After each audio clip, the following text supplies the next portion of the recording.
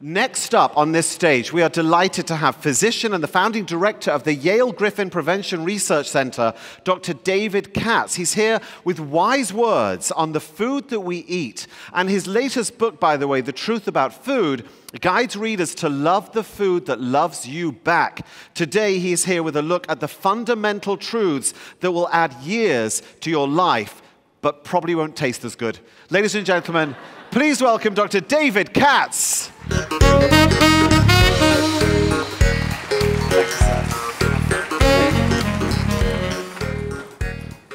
Very nice to be with you all, and it can taste good. There's no rule against that.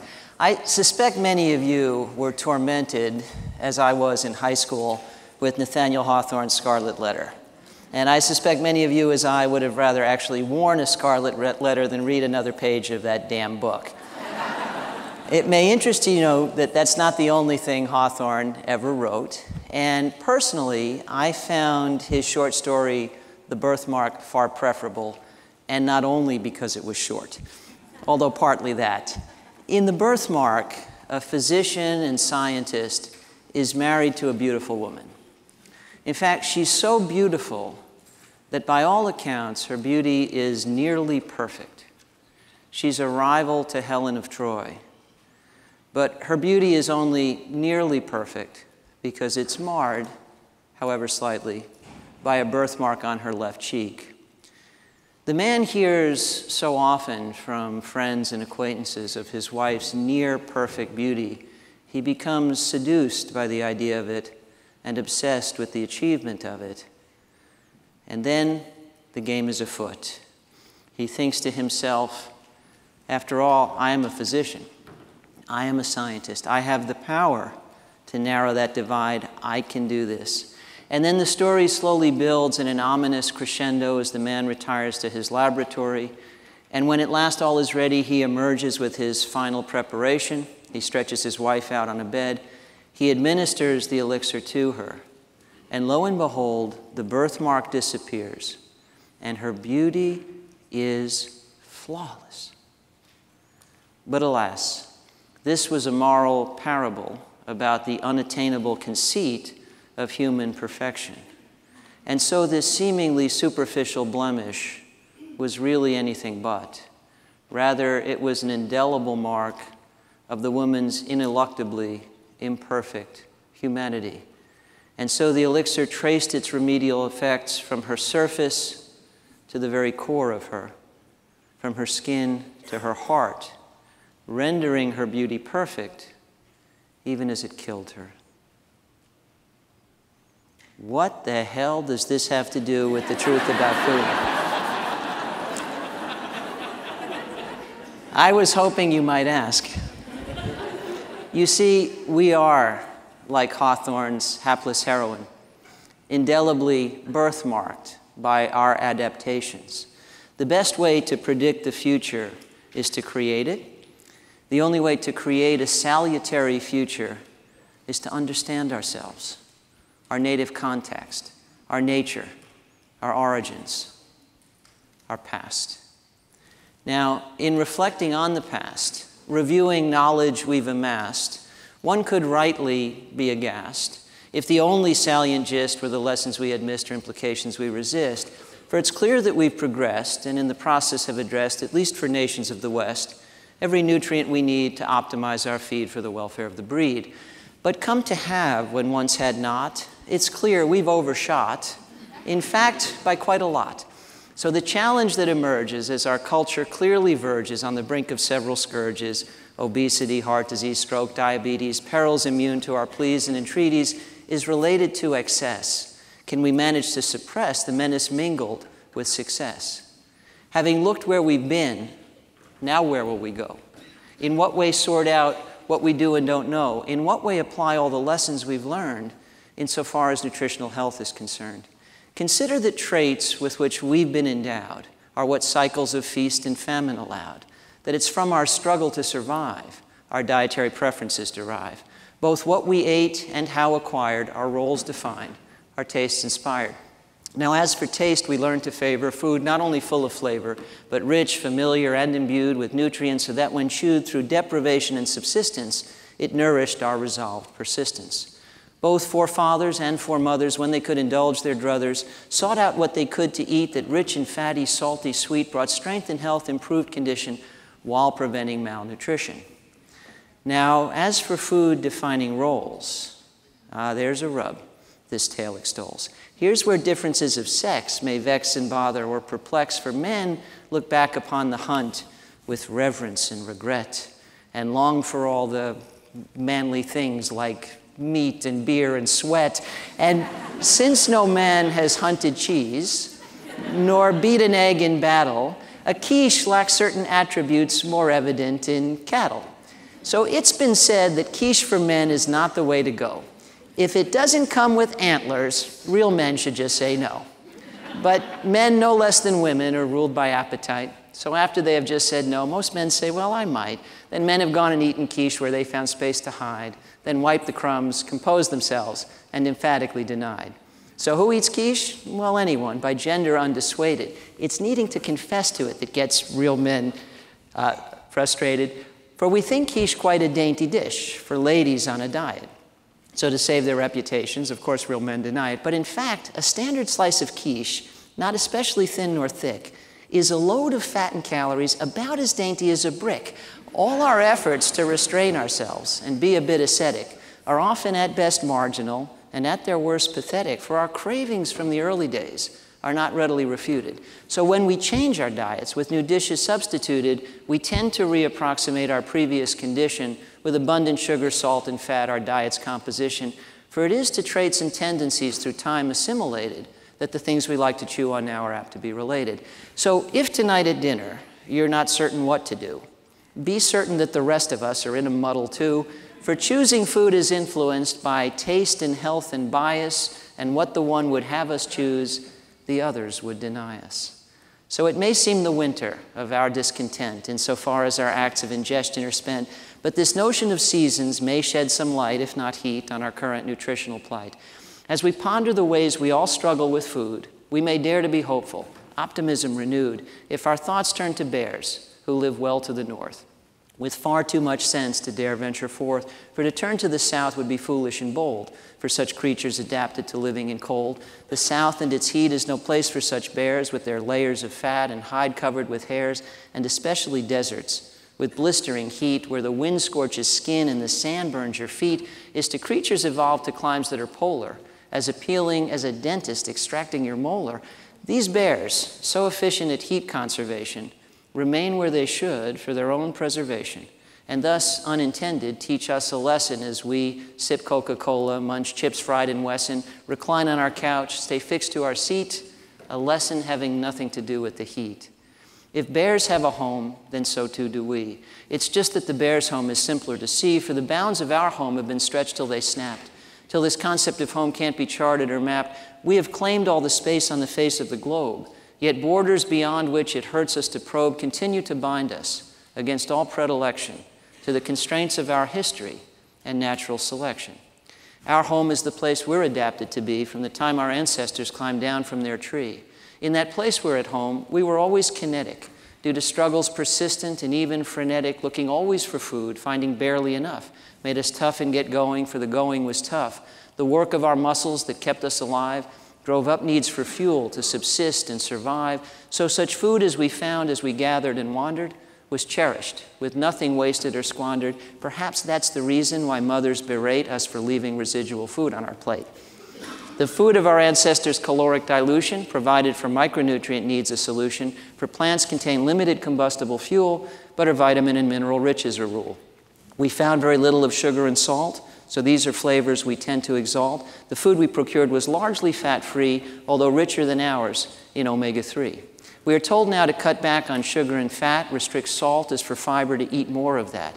Eat more micronutrients, less calories, less food that walks and more grown on trees. Avoid fatty acids, saturated and trans. Include fish or flaxseed in all menu plans. More folate, potassium, and vitamin D. Selenium, zinc, flavonoids found in tea. The insights, it seems, of our research and science all converge to support systematic compliance with a diet spelled out not in journals or tomes, but recorded quite nicely by our chromosomes. Like Hawthorne's hapless heroine, we too are marked from birth by all the ways our bodies are adapted to this earth. A constant rain of calories is not by birth our right. So now against these wrongs we've wrought, we're all compelled to fight. But there are ways, when there is will, to get from this to that and shield our health within a shell of native habitat. We need that shell to shield us, not just from sun and rain, but from the flood of calories that feeds the weight we gain. Eat food, not too much, mostly plants, points us in the right direction. But it will take far more than pithy quotes for healthful diet's resurrection. A land of golden arches is not what's meant to be for those whose great-great-grandfolks made their living up a tree. In fact, we are so out of place, each great-grandson and daughter. It's as if our homes up on dry land got buried underwater. But what it takes to turn this tide is not like rocket science, just a barricade of sandbags neatly stacked up in defiance.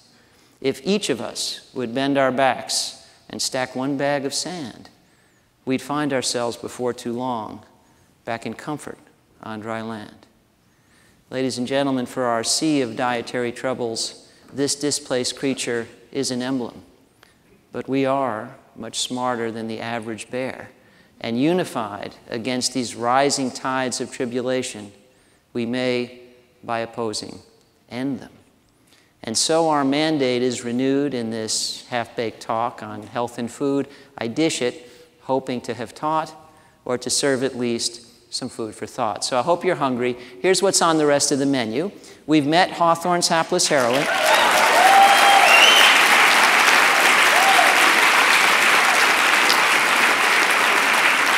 Tut, tut, tut. Tut, tut, tut. We don't have time for that nonsense. Settle down. We've met Hawthorne's hapless heroine. We have gone back to our nutritional future. Let's talk about what food can do. Let's talk about what food can do it. And let's try to view that through the lenses of science, sense, and, if you will, elephants, the big picture. Okay? So first, we'll consider, when we look through the lens of science, the up-close perspective of the trees, and then we'll try to get a good view of the forest. And then with sense, we'll consider the fact that we are humans with choices and we are humans with problems. We'll see if we can solve those. And then at the very end of it all, we will see if, in fact, we can see clearly now the elephant in the room. Easier said than done, but we'll go for it.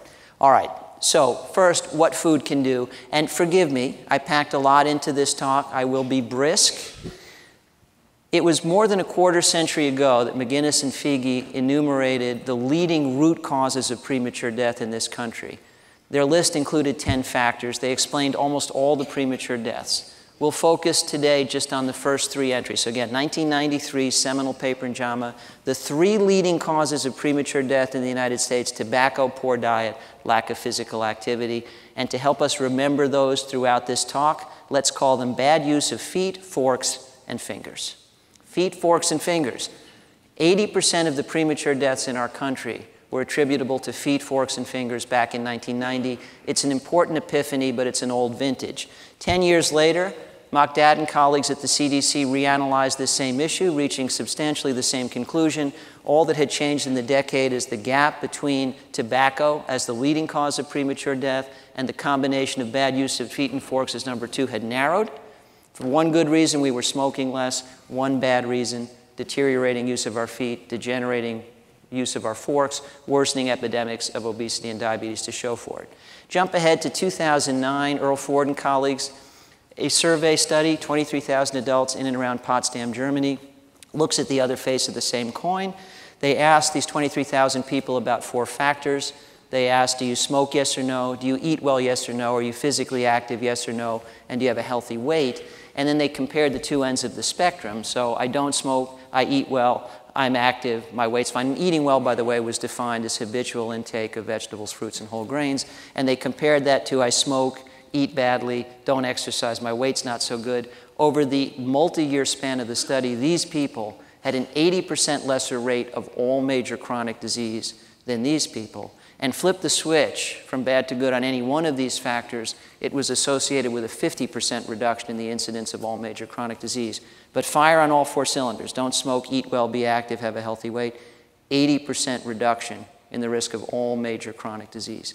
Now let me digress just for a moment to say, Imagine how excited we'd all be if there were a drug approved by the FDA tomorrow, available in bountiful supply, shockingly inexpensive, stunningly free of side effects, safe enough for children and octogenarians alike, and taken once daily for the rest of your life, would reduce your risk of ever getting any major chronic disease, heart disease, cancer, stroke, diabetes, dementia by 80%. Who would not want that stuff? There is no such pill. In my professional opinion, there never will be any such pill. Lifestyle is that stuff, and we've known about it since 1993 at least. This same finding, an 80% variance in the risk of all major chronic disease, reaffirmed by Kavavic et al. A few years after Ford, reaffirmed more recently here in the US by McCullough et al. And as I point out each chance I get, this is one of the most compellingly persistent drumbeats in all of the peer-reviewed literature, this same finding again and again and again and again, and this is just illustrative, of course. It would be a very boring talk if I just kept doing that for the next hour. I won't. And this drumbeat reverberates to our very pith and marrow, to within the double helix of DNA. Dean Ornish and colleagues enrolled 30 men with early-stage prostate cancer. Rather than just watch and wait and see if the cancer progressed, they gave them lifestyle as medicine. Optimal plant-based nutrition, obviously no toxins like tobacco, routine physical activity, and in addition, plenty of good sleep, stress mitigation, strong social interactions, feet, forks, fingers, sleep, stress, and love, the six-cylinder engine of lifestyle as medicine. Over a span of months, they went on to study not so much the men and not so much the cancer in the men, but preferentially the genes in the men with the cancer, and they found that the lifestyle intervention took 500 cancer promoter genes and turned them off, and 50 cancer suppressor genes shown here and turned them on. Left is before, right is after, red is off, green is on. This is what lifestyle does to our very genes. So this is important. It's not one study. It's a branch in the literature, and what it tells us is we were very wrong at the height of our enthusiasm for the genomic age in thinking that DNA was destiny. With rare exception, it is not, but dinner is. Lifestyle, diet, actually can alter our fate at the very level of our DNA, and it can alter the architecture of our chromosomes as well. These green caps are telomeres. In work associated with a Nobel Prize in Medicine for Elizabeth Blackburn at UCSF, it's been shown that lifestyle interventions can actually lengthen our telomeres, and long telomeres are the single most robust predictor in all of biology of a long, healthy life, other things being equal. And by other things being equal, I mean even if you have long telomeres, do not stand in front of moving trains, for instance, right? Doesn't guarantee you anything, but it's a strong predictor of a long, healthy life. So the master levers of medical destiny are not the tools of the medical trade, nor anything at the cutting edge of technological advance. They've been in our hands all along. They're what we manage to do every day with our feet, our forks, and our fingers, and I trust you know what Archimedes said about a lever. Give me one long enough, I can move the whole world. Well, make no mistake, these levers are long enough and should long since have served to move the whole world of modern epidemiology and public health to a better place. But, alas, we like to say knowledge is power. Would that it were so. The gap between what we know, indeed what we've long known, and what we manage to do with what we know belies that wishful thinking. And by the way, it is a pleasure, an honor, a privilege to convene with you here in New Orleans because I need you. Maybe you need me, but I certainly need you because we have let languish this quarter century and more the luminous opportunity to add years to countless lives, add life to countless years, and help save the planet into the bargain. And it's perfectly clear that only in our unity is there the strength to translate what we know into what we routinely do at last. And by the way, that's the issue. This luminous opportunity has been lost not in translation, but rather in want of translation. Our failure to turn what we know into what we do. And the costs of the status quo are quite staggering. You know them well, and many of you know them in dollar terms, but diet is now the leading cause of premature death and chronic disease in the United States. That's quite incredible. It's supposed to be nourishment, pleasure, sustenance, the construction material for the growing bodies of children we love. It's the #1 killer. Obesity continues to worsen The simple problem of energy balance continues to worsen. Red states here mean something different than you're used to. This is an obesity prevalence above 30%, although there is a substantial overlap. I'll let you talk amongst yourselves about what that means. But in any event, an unprecedented level of obesity. And we heard recently in The Lancet that diet is a leading cause of death in developed countries all around the world. An excess of processed foods, sodium, processed meat in particular, deficiencies of whole grains, fruits, vegetables, and legumes. The usual suspects. And this is such a potent counterforce that it is offsetting what all the king's horses and all the king's men can do in modern medicine. Despite the amazing additions to the modern pharmacopoeia, despite everything we can now do in terms of revascularizing coronary arteries, the war against heart disease has been forestalled by the counterforce of lifestyle gone awry. We've hit a high plateau. Rates of heart disease are still high, and they're not declining. And there actually was a report you may have seen this morning, NBC News. Rates of cardiovascular death in middle age, especially women, are going up in the United States for the first time in decades. So, we now know what food can do. It can save us, it can add years to life and life to years, or it can kill us. And sadly, it's killing all too many of us all too early all around the world. Now, what food can do this? What food is specifically responsible? Let's start with trees and then move to the forest. What about red meat? How bad is it really? And I'm going to, again, be very brisk with each of these. And at the end, I'll give you a resource where you can get a lot more if you're interested in a lot more. So, very briefly, yes, we are constitutional omnivores, but the kind of meat our Stone Age ancestors ate does not offer an excuse for eating bacon and pastrami. It's amazing how many people wave the paleo banner and have bacon every day. Folks, there was no Paleolithic bacon. There was no Paleolithic pastrami. And just to show you how important that is, so I'm not an expert, I'm not an anthropologist, but I read the work of those who are. So here's the comparison they offer up. You take the average cut of meat from the average grain-fed beef steer, and about 35% of the calories come from fat, much of it's saturated, none of it's omega-3. And it's nothing like what our Stone Age ancestors eat. They think that antelope best represents what our Stone Age ancestors ate, so here's the composition there. 7% of the calories come from fat, 1/5 as much. Almost none of it's saturated, and much of it's omega-3. It's night and day. It's almost as big a difference between beef and antelope as between beef and beans. So you want to get a bow and arrow and eat venison, fine, but the idea that you're going to wave the paleo banner and have pastrami every day doesn't really work.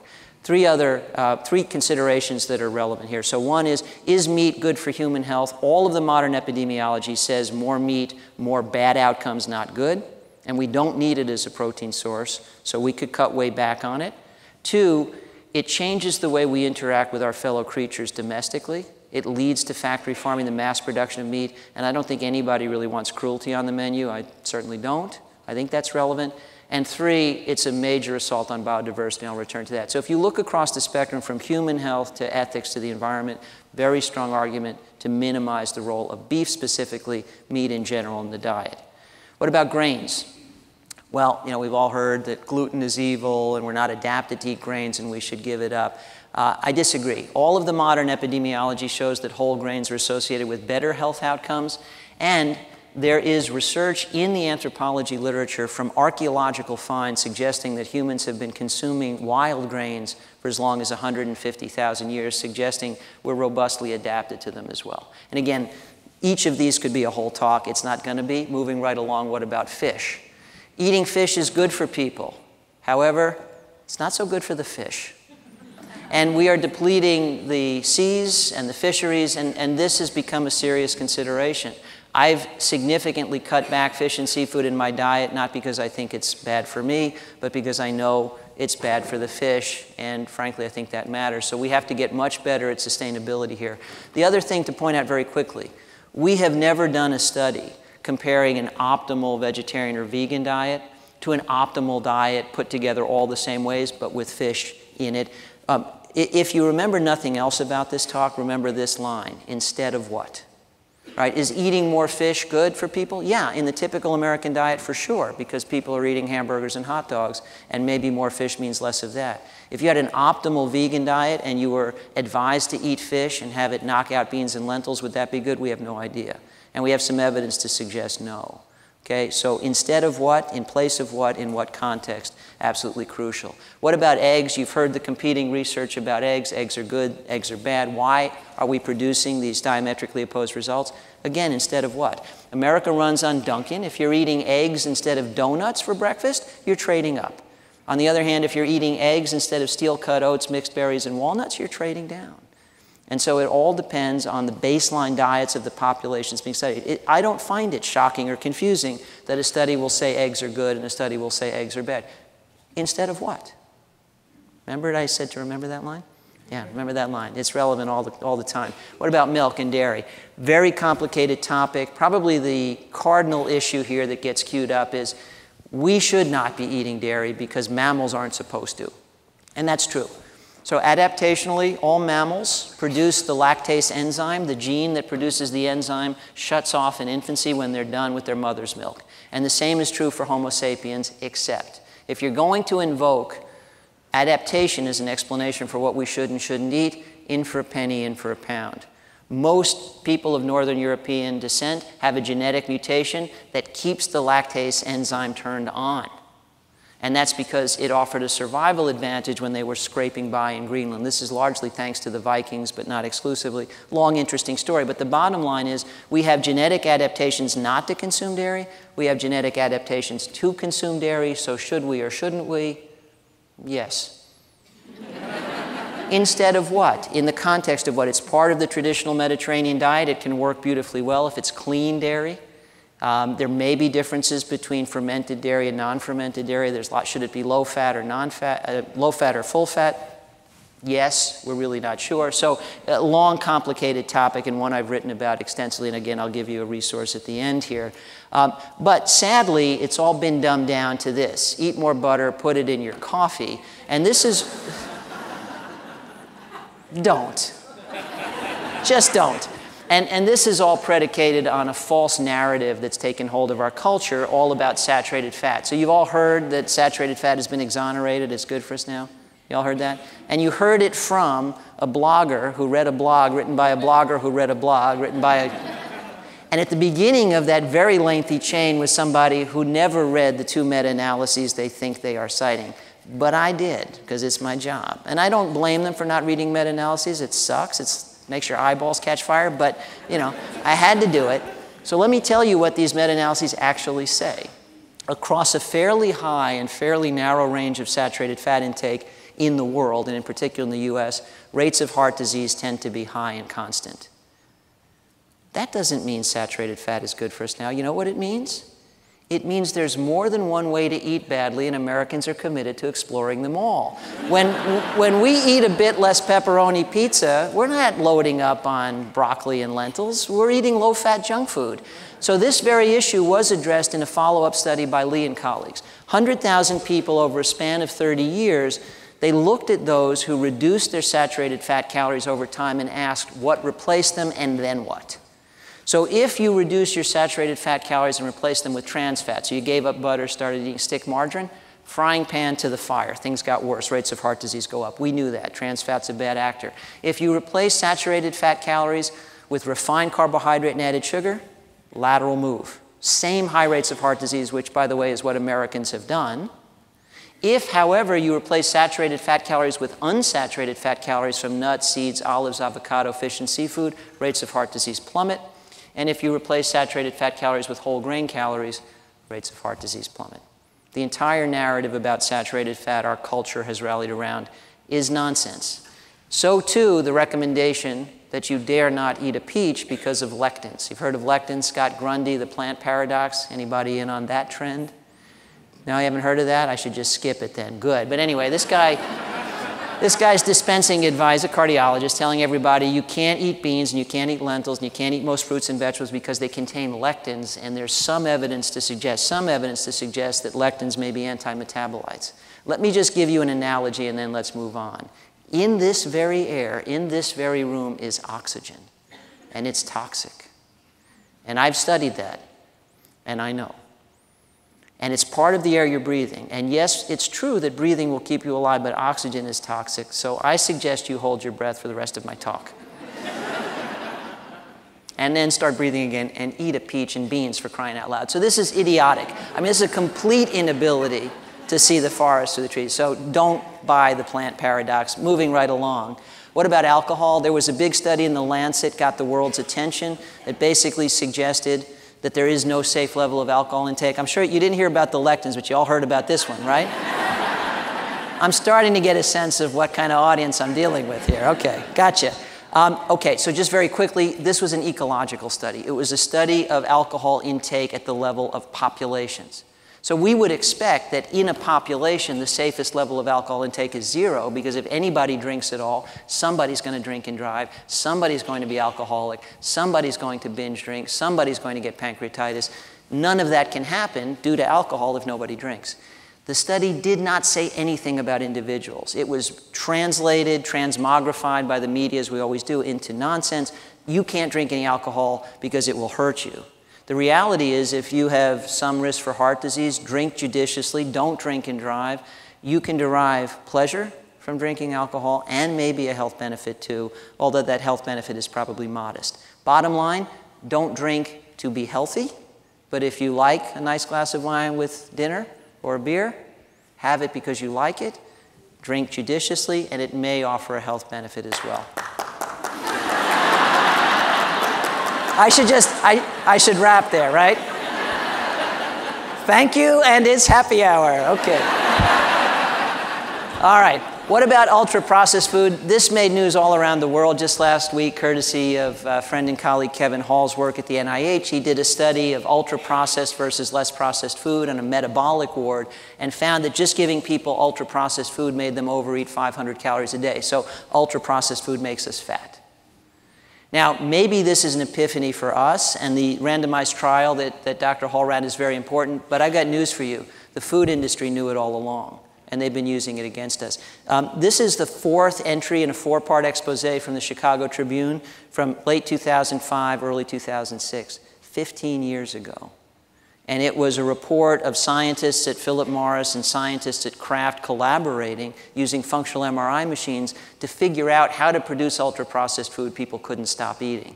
And we've heard about this same thing more recently from Michael Moss in his book, Salt, Sugar, Fat, which I flashed at you in my earlier slides, and in this New York Times Magazine cover story. Now again, I'm under time pressure because I've got a lot to cover, so I can't dawdle, but I do want to ask you, how many of you are parents? Grandparents? Aunts or uncles? Know a kid? I didn't want to leave anybody out. Okay. So my friends, I have 5 children. Where is the outrage? Seriously, forget about what you do professionally. I'm a public health physician. We're all in this together. Where is the outrage? We've been told twice across a span of 15 years that major corporate entities are producing willful obesity and diabetes in our children to fatten corporate profits. They are producing food that is willfully engineered to be addictive. And I don't see the outrage that should greet that revelation. Let's stir it up, shall we? It's overdue. And what about nutrigenomics? Aren't we so special, so very, very special, that only a diet just right for me could possibly be right for me? Well, you know, there is a fair amount of human variation, but I called you my friends. I might just as well call you my cousins. This is a family reunion. We're related. We're closely related. You know, relative to the rest of the animal kingdom, we are very, very close cousins, so much more alike than different, members of the same species. And let's just cut to the chase and call it a family, the human family, members of the same family. So, really, the bottom line on nutrigenomics for the moment is no, it's not all that important. This work by Christopher Gardner at Stanford is the final word on the topic until a better word comes along. The Diet Fit study looked at all of the SNPs, the gene variants that we think are most important, and tried to predict who would do better or worse on a low-fat diet or a low-carb diet, and the genes predicted nothing. By the way, everybody in the study did well because it was a high-quality low-fat diet and a high-quality low-carb diet, and everybody at baseline was, of course, on the seafood diet. I see food and I eat it. So, pretty much anything was better than that, so everybody did well, but the genes predicted nothing. All right, enough of the trees. What then of the forest, the big picture of diet? Michael Pollan pretty much nailed it with 7 words. Eat food, not too much, mostly plants. He's a clever guy. It took me and my colleague Stephanie Miller 20 pages when we were commissioned to write this paper in 2014, Can We Say What Diet is Best for Health? And just to embellish Michael's pithy witticism a little bit, if you mostly eat vegetables, fruits, whole grains, beans, lentils, nuts, and seeds, minimally processed, and mostly drink plain water when you're thirsty, mostly, after that, who cares? To quote from Mary Bailey in It's a Wonderful Life. After that, who cares? I mean, that's so much of the formula. Mostly eat minimally processed vegetables, fruits, whole grains, beans, lentils, nuts, and seeds, and when thirsty, drink plain water. It might be good to remember that along with instead of what. You guys think you can remember 2 things? I guess it depends when, how happy hour goes. All right, anyway, try to remember both. That's an important one, too. So anyway, it took us 20 pages. It took most of my colleagues who've addressed this topic the same 20 pages. That's about how we roll, maybe 10 pages. Maybe they did better than I. It took the Dietary Guidelines Advisory Committee in 2015 572 pages to reach the same conclusion. That's government work. What are you going to do? And then we had a conference, a really fantastic conference in 2015 in Boston. I was privileged to co-chair this with Walter Willett. It's called Old Ways, Common Ground. We convened warring dietary experts from all around the world. And when I say warring, I mean representing the beef industry, the dairy industry, vegan advocates, paleo advocates, Mediterranean advocates. And we mapped out the common ground and we published it. Google Old Ways, Common Ground. All the slide decks, all the video presentations, the consensus statement that we issued. Really important stuff. Same view of the forest, same view of the forest. And I would argue, although I'm a scientist and I make my living running studies, actually the most important evidence is just sometimes hiding in plain sight. There are 5 blue zone populations around the world where people routinely live to be 100 and don't get chronic disease. There's nothing we can do with a randomized controlled trial to look at effects over an entire lifespan, to say nothing of generations. The blue zones can tell us that, and they show the same view of the forest. These populations are very diverse, but if we were to plot their diets on a scale from animal food predominant to plant food predominant, all 5 would cluster at the plant food predominant end. And if we were to change the scale from highly processed to minimally processed, they would all cluster at the minimally processed end. We are humans with choices. Some argue that this is the elephant in the room, and then go on to argue that we should all be eating pastrami and bacon every day. And yes, it's true that our Stone Age adaptations are relevant, but everything our Stone Age ancestors ate is extinct. And besides, most people who talk about going paleo are only in it halfway. The experts estimate, by the way, that our Paleolithic ancestors consumed about 100 grams of fiber a day from a diversity of wild plants. I don't know anybody who can spend that much time pooping. I really don't. So I don't think the paleo folks are doing that part. They're just selectively eating the bacon. Anyway, this elephant is not irrelevant because our adaptations are not irrelevant. But they don't tell us exactly what we're supposed to eat. What they tell us is we are constitutional omnivores. And being an omnivore is an amazing thing because it is biological alchemy. We can turn damn near anything into us. I mean, think about it. Humans struggled for centuries to crack the alchemy code and failed. Biology's done it. I have a horse. I'm an equestrian. 1,300 pounds of magnificent athletic muscle, made out of oats and grass and hay. That's alchemy. It's fantastic. So we're omnivores. We can eat any damn thing and turn it into us. We've got choices. Let's talk about making good ones. We have choices for dietary fat. This study of 100,000 people followed for 30 years. The higher the percent of calories from saturated fat, from meat, processed processed dairy, the higher the rate of premature death from all causes.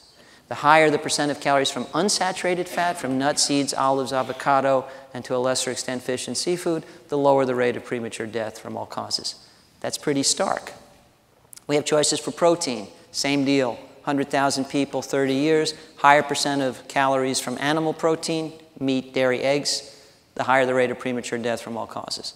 And again, these aren't absolutes, these are shifts in percentage, right? But the higher the percent of total calories from plant protein, mostly beans and lentils, but also whole grains, nuts and seeds, the lower the rate of premature death from all causes. And here it is a bit more granular. So if you scan down, you look at this bottom one, the biggest, this is women, by the way, cardiovascular disease in women, the biggest reduction substituting beans for beef. And there is an interesting one, 1, 2, 3, 4, 5, 6 down, beans for fish, actually appears to be associated with a modest but non-significant reduction. Remember what I told you about fish? Is it good for us instead of optimal plant foods? We don't know. There's a hint here that the answer is probably no, but interesting just the same. By the way, colleagues and I just published a paper, it was out 2 weeks ago in Advances in Nutrition, suggesting that the definition of protein quality needs to be modernized. We say something's high quality, it sounds like something you want, right? High quality is good. What we have done badly, though, is base the definition of protein quality on biochemistry, not public health. So we talk about sources of high-quality protein instead of talking about high-quality sources of protein. They're different, because you could have high-quality protein in a fatty meat that's bad for you and bad for the environment, or you could have an ideal source of protein in a bean or a lentil that gives you all the protein you need and, oh, by the way, is also good for you and better for the environment. So that's what we've argued. There should be 4 components to the definition of protein quality: concentration of protein, digestibility, adjusted distribution of amino acids, the net effect of that food on the average person's health, and the net effect of that food on the environment. So we submitted that, and we're going to now leverage that paper to petition the federal agencies to catch up, because I think they're misleading people with the current definition of protein quality.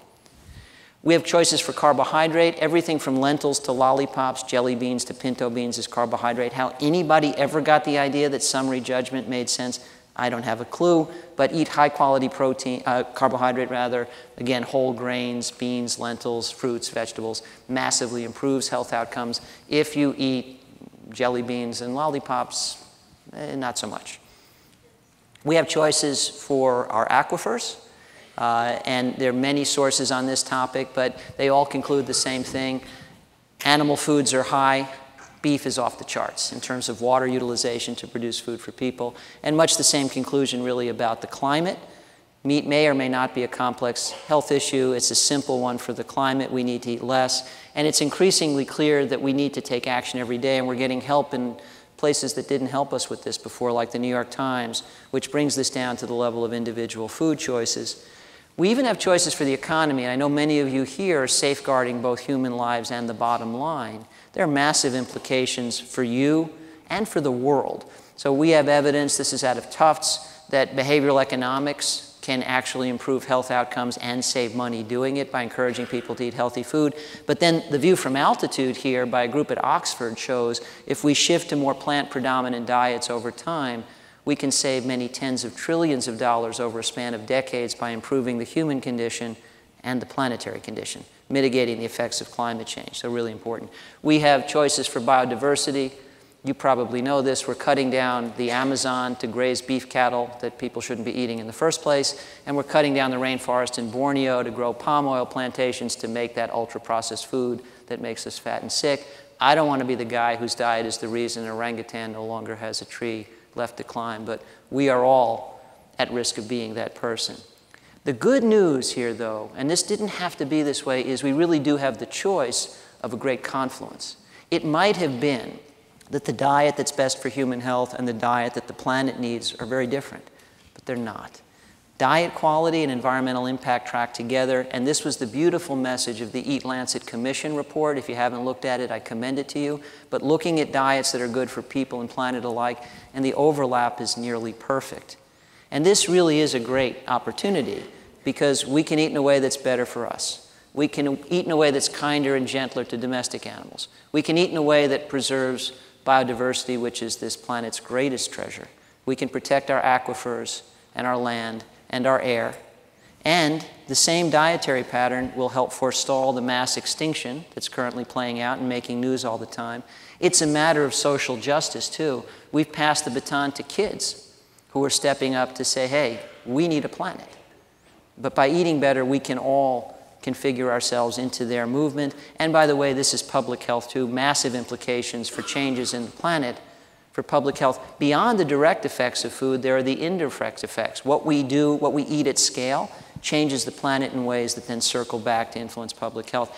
And this is actionable on our plates every day. And again, this was a really useful infographic in the New York Times just about a week or two ago. But we are humans with problems, and we have to solve these problems if we are to act in response to our choices and our knowledge. One problem is, if you take this and you add this, you get something like this. There's always a 2-beat response to this slide, so I've learned to wait for the second beat. Okay, in much the same way as if you took this and added this, you would get this. And I give you my figurative trademark, the polar bear in the Sahara. And the idea here is that we are polar bears in the Sahara. Throughout most of human history, calories were relatively scarce and hard to get, and physical activity was unavoidable. It did not require specialized footwear or gym membership. It was called survival, and everybody just did it every day. We have devised a modern world where physical activity is scarce and hard to get, and calories are unavoidable. Houston, we have a problem, and New Orleans, and every place in between. I submit to you that as a species, we have no native defenses against caloric excess or the lure of the couch, never having needed them before. But we are smarter than the average bear, and we can think our way out of this mess of our own devising. We know that lifestyle is the very best of medicine. We have not done a very good job at getting that medicine to go down. Lord knows the last thing we need is more spoons full of sugar, but we need some kind of spoon. And I argue routinely that the big spoon is culture. We need to change culture so we can get this medicine to go down. And frankly, I think Virgin Pulse is part of that. I really love the idea of an organization that curates best programs, best practices, farms them out to corporate clients all around the world, and has the opportunity to become the rising tide that lifts all boats. So this is an example, just one example, of the kinds of things we can do to solve the I don't think we can get there from here problem. I'd like to quickly show you another, and it's my own work. So disclosure, this is a proprietary venture, but I think you ought to know about it because it's an example of how we can solve important problems. It comes from the business world to say we manage what we measure, but it's equally true in medicine. Imagine a world where we knew that blood pressure was extremely important to health. We talked about it a lot. We studied it all the time, but we had no convenient way to measure it. That would be truly bizarre. We measure it, we monitor it, we track it, we treat to goal. How could we do otherwise? It would be bizarre. The single most important variable in the health equation in 2019 in the US and increasingly around the world is diet. I've shown you the studies. And yet, we measure it almost never. How many of you have completed a food frequency questionnaire? 7-day food diary? Yeah, I don't blame you. These tools are horrible. They're antiquated, they're tedious, time-consuming, labor-intensive, and inaccurate for all that. Food frequency questionnaire may take you an hour and a half. A 7-day food diary will take you 7 days. No wonder you haven't done it. But I don't think we should stay stuck there. Have you all seen The Martian? And my apologies, I know somebody working in the AV booth has not seen The Martian, so spoiler alert, Matt Damon gets stuck on Mars. Anyway, so Matt Damon is an engineer stuck on Mars, and early in the movie, he's talking to his video diary, and he says, so I've come to the conclusion that, and you think he's about to say, I'm going to die cold and alone up here, and instead he says, I'm going to have to science the shit out of this. And I thought, okay, there's something to that. So when we get hung up with a difficult problem, we should just science the shit out. Find an engineer, fix it. Anyway, we did that. So I started a company called Diet ID. We have completely reinvented dietary intake assessment, and it's modeled loosely after the phoropter. That's the device you look through when you go to the eye doctor. You don't fill out a lengthy questionnaire to get an eye prescription. You look through lenses, and they say, which is clear, which is blurry, pick again, and within about 30 seconds, you've got a perfect match for your eyes, right? I'm looking at my fellow eyeglass wearers, right? That's how it works. 30 seconds, under a minute. We've done that for diet. We've created a fully realized library of dietary prototypes stratified by type and quality. We ask a couple questions so we know which images to show you, and we say which of these looks more like stuff you usually eat. Pick again. Within 30 seconds, we can onboard you. Then we quantify it using the Mifflin-St. Jeor equation, and we can report back out your diet type, diet quality objectively measured using the Healthy Eating Index 2015, which correlates, by the way, with all-cause mortality and total chronic disease risk, and we can estimate up to 150 nutrient levels in under a minute. And then we can use the same tool to pick a goal diet for you based on your diet preferences or your health objectives, and then we can navigate you from here to there. I'll leave it at that, but this is just another example of how we can solve the problems that stand in our way. We have correlated this formally against the FFQ. It performed very well. We'll be publishing these data soon, and you can learn more at dietid.com. The other critical problem that we have, and then we'll get to the end of it all, is you can never get there from here if you don't agree where there is. And it's not obvious that we do. I told you feet, forks, and fingers. Well, with regard to fingers, I think we all agree smoking is bad and not smoking is better. And with regard to feet, I think we all agree that moving them is good and sitting in our tushes all day long, not so much. But with regard to forks, there's the rub. If I were to poll the room, there would be as many opinions about the best diet, at least before you heard me, as there are people in the room. And it's not by accident, because these guys come along every week or every day to tell you, ignore everything you heard up until yesterday, listen to me now. And the problem with this is it erodes trust. And it causes the average person to ask this time-honored question, what to trust about food? What on earth were you thinking? So we must restore trust. And in that regard, I would posit that this is the elephant in the room. Courtesy of a doctor, colleague, wrote up a case report in the peer-reviewed literature of a pachyderm who either had extraordinary auditory acuity or uncompensated schizophrenia. We've never been clear on that. But anyway, Horton could hear whoos that nobody else could hear, and the other animals didn't trust him. So the only way that trust was achieved was for all the whoos on the dust speck on that clover flower to pull together, pool their voices, and yell at the same moment, we are here. And when they were all heard, trust was restored. Well, we need to do the same, but not to say we are here, but to say we agree. That there is actually massive global agreement among experts in diet, nutrition, public health, sustainability, about the fundamental truths of diet hiding in plain sight. And I have tested that hypothesis by creating a 501c3 called the True Health Initiative. We have a council of directors, 500 strong, from over 40 countries, ranging from vegan to paleo. It's a who's who in public health.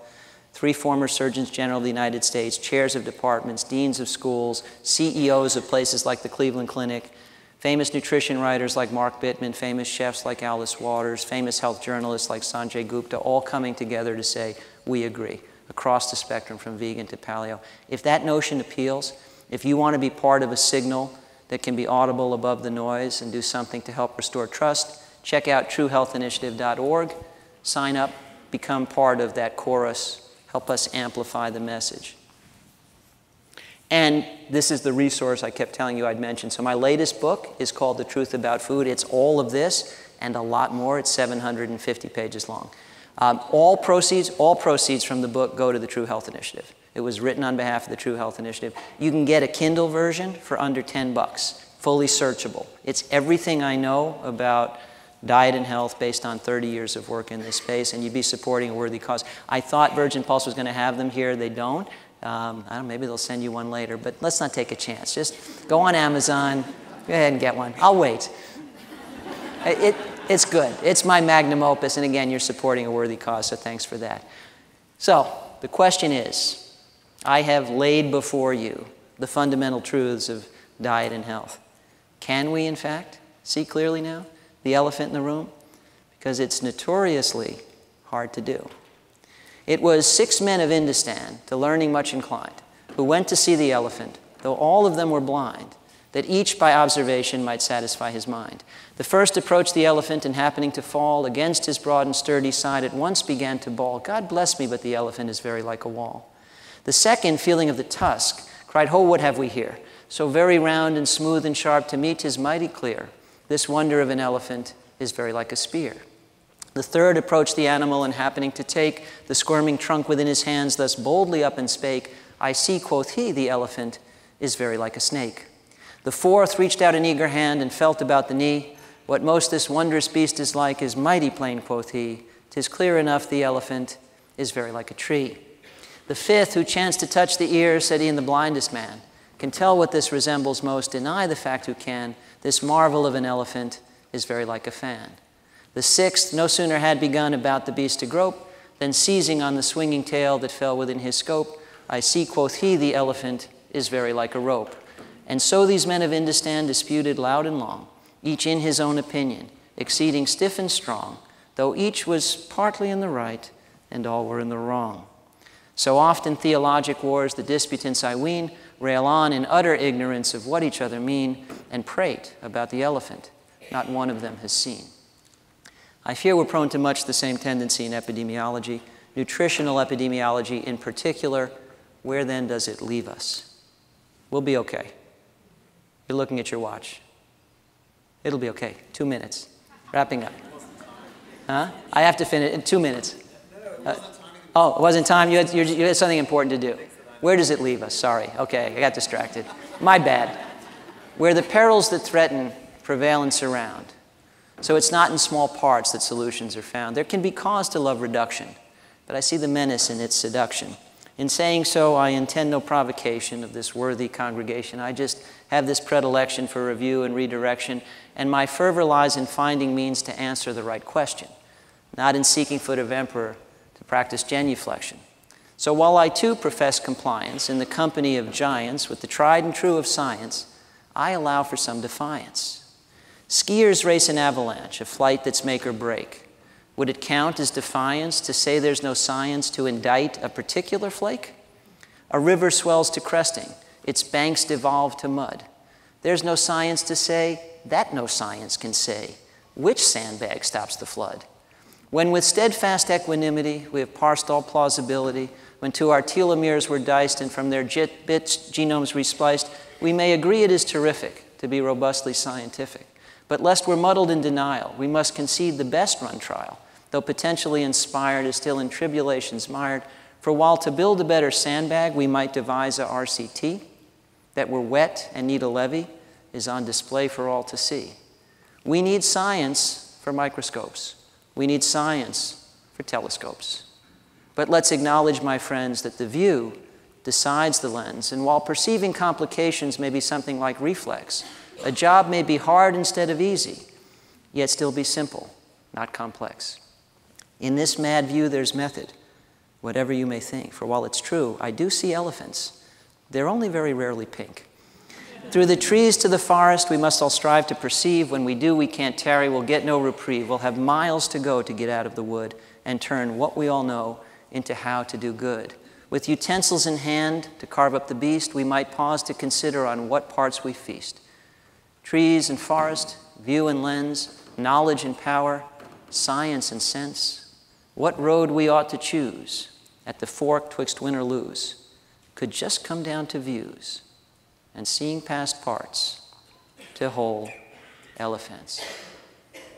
My friends, for literal decades, the fundamental truth of diet has hidden in plain sight.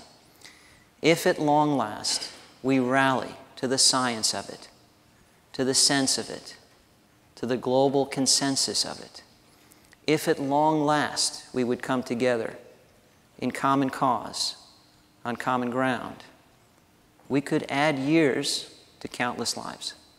We could add life to countless years. We could help save the planet into the bargain. And the elephant in the room would look like this. Thank you all very much.